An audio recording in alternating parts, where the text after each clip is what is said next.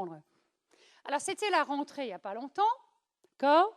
Notre président de la République, rassurez-vous, je ne ferai pas de politique, nous dit c'est le temps du changement. Alors moi, je dis Amen, Seigneur, pour que le changement arrive enfin dans notre pays. Je ne sais pas lequel, je ne sais pas non plus si le Seigneur et le président parlent du même. D'accord ? Vous ferez vous-même le discernement. OK ?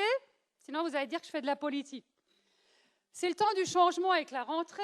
C'est le temps pour reprendre aussi les bons plis dans nos vies. Hein. Ceux qui ont des enfants, peut-être les mamies aussi, des fois les emmènent à l'école. Hein, qui vont à l'école savent que, voilà, il faut de nouveau se lever. Le matin, c'est charmant. Hein. Moi, j'ai du mal. Hein. Je me lève aussi à 5h30, mais pour l'instant, c'est encore dur. Il y a les horaires qui sont là, il y a les devoirs qui sont là, il y a un rythme de vie imposé, on ne peut plus manger à n'importe quelle heure, etc., etc. Prenez voir vos feuilles, là. Ceux qui le souhaitent, je ne vous oblige pas, mais je vous encourage à prendre vos feuilles. Ce n'était pas pour les mettre dans les sacs à main, il n'y a rien dessus. Donc, on va en faire quelque chose. D'accord ? Alors, comme quand les enfants vont à l'école, voilà, les instituts, ils usent d'imagination. Hein. Vous êtes d'accord, les filles, là ? Il y a plein d'instituts, là. Il y en a encore ailleurs dans la salle, je ne vous vois pas. Mais pour faire participer les enfants activement, j'ai dit au début, quand c'est la rentrée, c'est le moment de reprendre le bon pli. OK ? Pour nous, les adultes aussi, les Parisiens disent métro, boulot, dodo. Nous, on dit boulot, maison, vaisselle, ménage, linge, les maris, etc. Puis si on a le temps, nous, les femmes, on dit dodo. Vous êtes d'accord, hein ? Mais on a quand même des bons plis à prendre. Prenez vos feuilles. Et faites je vais vous le faire et je vous montre. Qui est-ce qui est d'accord pour reprendre le bon pli ? Vous pliez juste comme ça. Vous êtes d'accord ? Je vous montre encore une fois. C'est facile, hein ? Vous pliez juste comme ça. Tout le monde voit derrière ? On reprend les bons plis. Si vous êtes d'accord de les prendre, hein ?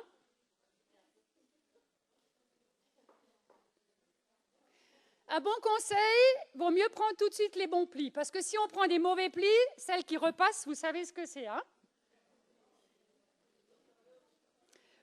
J'avais préparé une feuille avec des faux plis, mais elle a disparu. Mais j'aimerais juste qu'on m'en donne une. Ah, là, voilà. Mais c'est pas bon, c'est pour ça que je la veux. Regardez voir, quand il y a des faux plis partout, vous savez ce que ça donne ? Elle est tellement froissée à un moment donné qu'on ne peut plus rien en faire. Et c'est parlant pour nos vies, parce qu'à force de prendre des mauvais plis dans nos vies, je ne dis pas qu'elles sont bonnes à jeter, hein, ce geste, il n'a rien à voir, mais à force de prendre des mauvais plis, on ne sait plus quels sont les bons. Vous êtes d'accord ? Prendre le bon pli. C'est important et c'est l'occasion à la rentrée. C'est important de le faire parce que, vous allez voir, si nous voulons construire d'une manière solide, qu'est-ce que c'est ? Les maisons de nos vies, c'est important de prendre les bons plis. Tout le monde est arrivé à la maison ? Je vous attends. Hein ?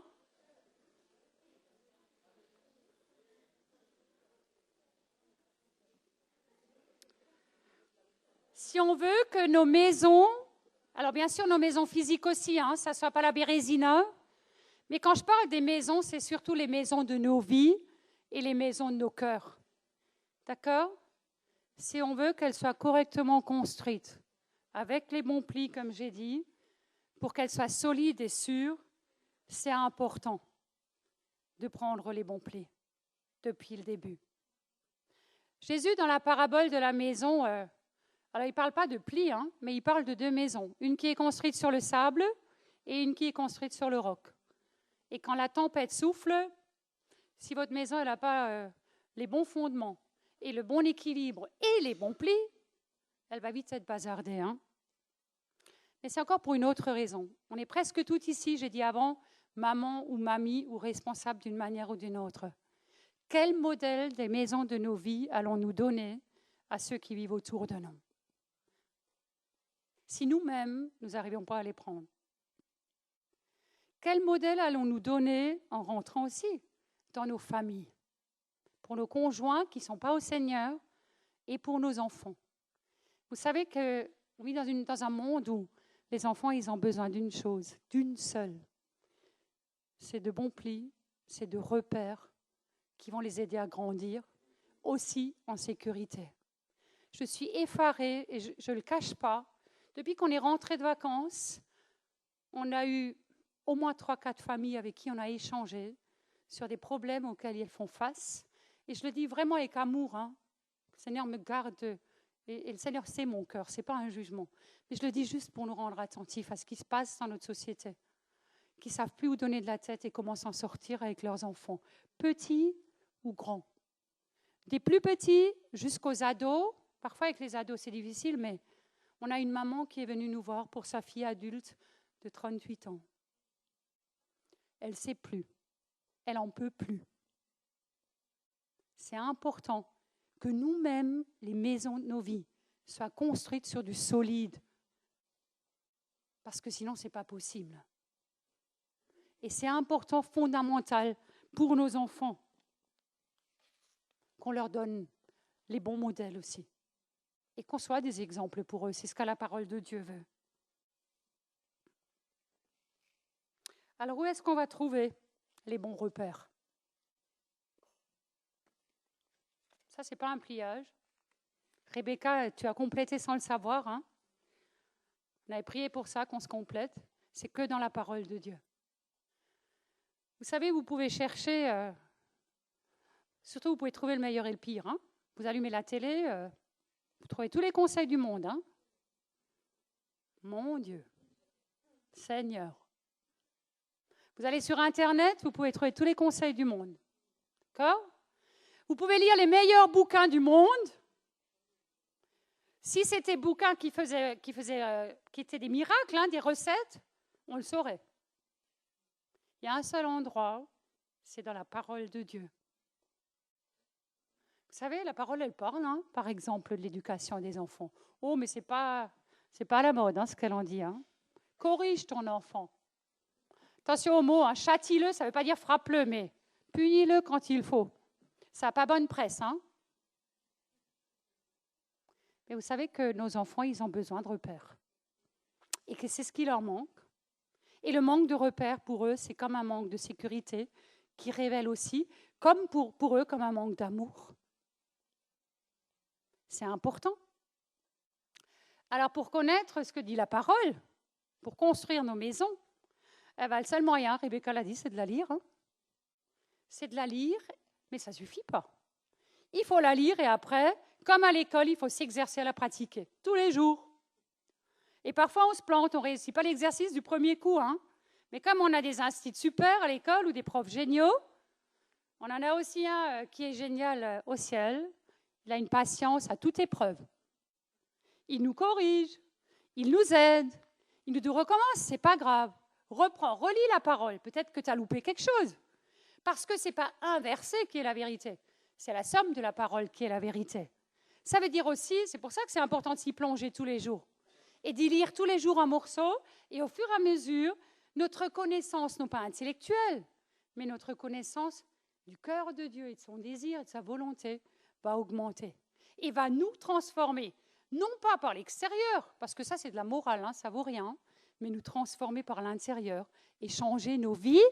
Et nous, les femmes, on a une chance extraordinaire, c'est que si nos vies changent, et Isabelle l'a témoigné ce soir, les vies de ceux qui vivent autour de nous dans notre maison vont changer aussi. Si vous n'avez pas encore vu persévérer, ça va venir. On a un rôle privilégié dans nos maisons et au sein de nos familles. Alors, lire la parole, ça, c'est aussi un bon pli à prendre. D'accord ? Mais souvent, je sais, là, vous ne pouvez pas le dire, mais souvent, vous dites, mais je ne m'en sors pas pour lire la parole. J'y arrive pas, et puis je ne comprends rien, et puis c'est trop difficile. Mais Jésus, il avait prévu le coup. Ouais, parce qu'il pense à tout. Quand il a quitté cette terre, il a dit à ses disciples, c'est avantageux pour vous que je m'en aille. Jean 14, Nathalie, verset 26. C'est avantageux, peut-être la traduction est un peu différente, pour vous que je m'en aille, parce que je vais vous envoyer le Consolateur ou le Saint-Esprit qui vous enseignera toutes choses. D'accord ? C'est lui qui nous enseigne dans la parole. C'est lui qui rend la parole vivante pour nous et compréhensible, D'accord? Puis il y a une très belle image pour l'Esprit Saint dans la Bible. La Bible dit qu'il est aussi comme un vent. Pliez voir votre pliage, là, vous avez le droit de faire un avion ce soir. Parce qu'un avion ou un oiseau, ce que vous préférez. Les filles préfèrent les oiseaux en général. D'accord?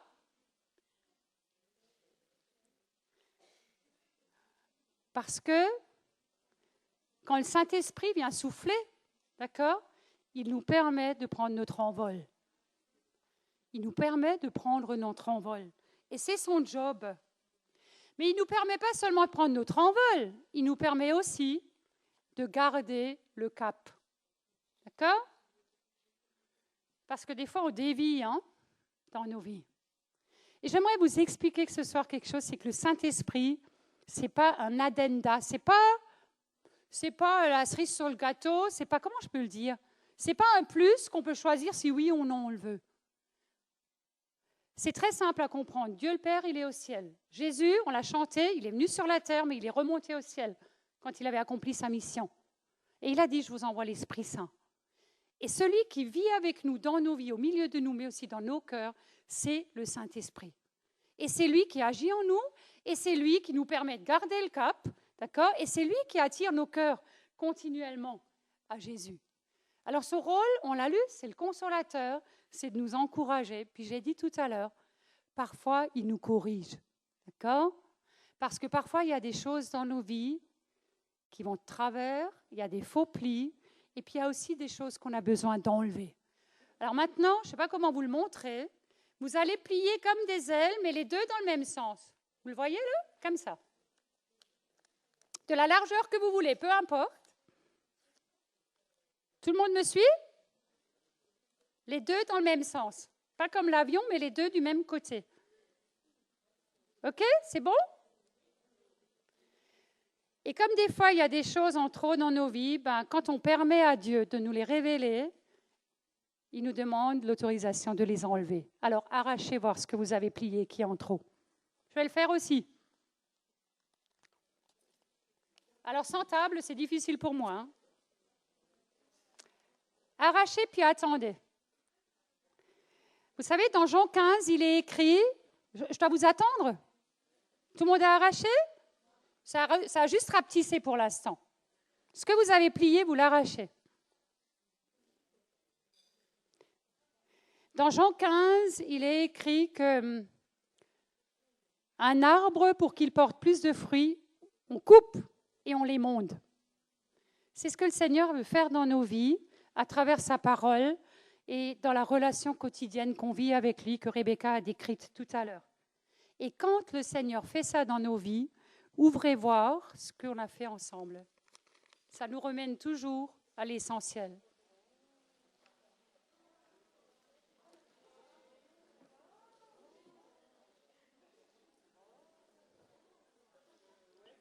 Si vous avez bien plié, qu'est-ce que vous obtenez? Vous obtenez une croix. Je ne vous l'ai pas fait faire pour vous amuser. Je ne vous l'ai pas fait faire juste pour que vous fassiez attention, mais je vous l'ai fait faire parce que si vous voulez, j'aimerais bien que vous l'emmeniez tout à l'heure. Parce que le seul but de l'œuvre de Dieu dans nos vies, c'est toujours de nous ramener au centre. Et le centre de notre vie et le centre de notre foi, c'est une personne, c'est Jésus-Christ. Mais tout a commencé ici. Tout a commencé ici. Ceux qui ne croient pas, qui ne peuvent pas croire, ils disent Jésus, c'était un homme, il est venu sur la terre, il a fini sur une croix et c'est terminé. Non, ce n'est pas vrai. C'est là que tout a commencé. D'accord? Et c'est là que tout commence aussi pour nous. Et c'est là, et j'aimerais m'adresser à celles qui n'ont jamais entendu ça, c'est là que pour toi aussi, tout peut commencer ce soir. C'est vraiment important de le comprendre, ça. Parce que nous ne prions pas, nous ne croyons pas et nous n'adorons pas un Dieu qui est mort, mais un Dieu qui est vivant. Affiche-moi 1 Corinthiens 15, Nathalie. Je prenne ma Bible. Pas perdre trop de temps, je l'ai préparée.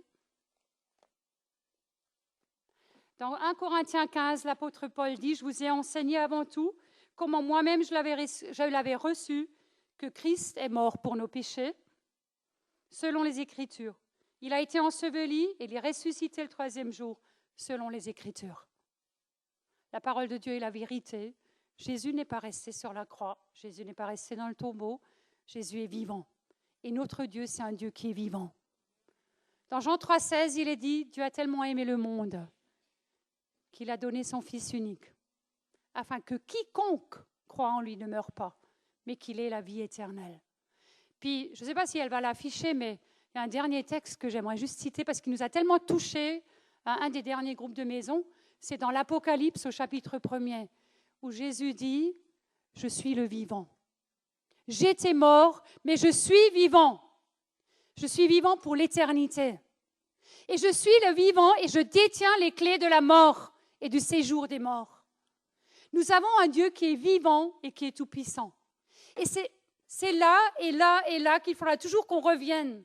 L'apôtre Paul a dit, je ne prêcherai rien d'autre que Jésus-Christ et Jésus-Christ mort et ressuscité. C'est le sang de notre foi. Et c'est que Jésus-Christ qui va changer nos vies. On a toutes témoigné ce soir. Il y a des femmes qui vont prier avec vous, mais ce n'est pas ces femmes-là qui vont changer votre vie. Ce n'est pas votre pasteur qui va changer votre vie, ce n'est pas votre prêtre. C'est que Jésus-Christ. Vous savez, j'ai eu la chance de grandir dans une famille chrétienne. Chez nous, Dieu faisait partie de la vie. La Bible faisait partie de la vie. Je l'ai déjà témoigné ici. J'ai une maman qui lisait sa Bible, un papa pendant des heures, et ma maman, elle passait des heures à prier. Et j'ai été bénie par ça. Mais vous savez quoi? Je vivais ma foi par procuration pendant des années. Pendant des années. Je ne comprenais pas. C'est ce qu'on m'avait enseigné, c'était la foi de mes parents. Et puis quand on me disait, mais il faut que toi, tu crois en Jésus. Je disais, mais je crois en Jésus. Tout ce que mes parents m'ont raconté, c'est vrai. Et un jour, j'ai compris qu'il fallait que moi, Astrid, je fasse ce pas et je donne ma vie à Jésus. Pourquoi? Parce qu'à la croix, il s'est passé quelque chose. Il y a eu un transfert d'identité. Et ça, il faut que vous le compreniez. Jésus est mort sur la croix parce qu'il a pris sur lui nos vies et nos péchés, nos misères, nos échecs, tout ce que nous sommes, nos vies de pécheurs. Il l'a pris sur lui, là-dessus. D'accord? Et le transfert qui se fait, si nous le voulons, c'est que ça, c'est resté sur la croix, nos vies. Paul dit, on est mort avec Christ à la croix. Mais nous pouvons recevoir sa vie à lui, la vie du ressuscité, dans nos cœurs, si nous le souhaitons. Et je vous en supplie, parce que je sais, parce qu'on est surtout des femmes qui sont issues de nos églises traditionnelles, mais si vous n'avez jamais vécu ça, de dire, Seigneur, je veux donner ma vie. Je veux que ce transfert se fasse, cet échange qui a eu lieu à la croix, moi, je le veux pour ma vie. Il faut le faire parce que ça change la vie. Et je voudrais vous dire quelque chose, et je m'arrête là-dessus, parce qu'il est tard, c'est le point de départ. Ce n'est pas la fin, c'est juste le début. Pour ma vie, ça a été un changement. Et je pourrais raconter comme Rebecca, et je n'ai pas le temps, mais puis avec mon mari aussi, on pourrait dire, mais ça a été le début d'un changement, et c'est un chemin merveilleux sur lequel le Seigneur nous emmène. Pas toujours facile, mais vous savez, la vie sans Dieu, c'est juste pire. Vous pouvez choisir. Mais c'est un point de départ pour un chemin avec le Seigneur. Et je vous encourage vraiment ce soir. Je sais qu'on a parlé de plein de choses, mais si c'est pour vous, si c'est pour toi ce soir, reçois juste ça, parce que tu as reçu l'essentiel. Et tu as reçu, pas seulement la vie de Jésus, mais tu as reçu l'éternité alors dans ton cœur ce soir. Amen. Si on veut prendre dans nos vies les bons plis, construire nos maisons d'une manière solide, il faudra toujours qu'on revienne au centre. Le centre, c'est Jésus-Christ. Je vais m'arrêter là. Peut-être demander aux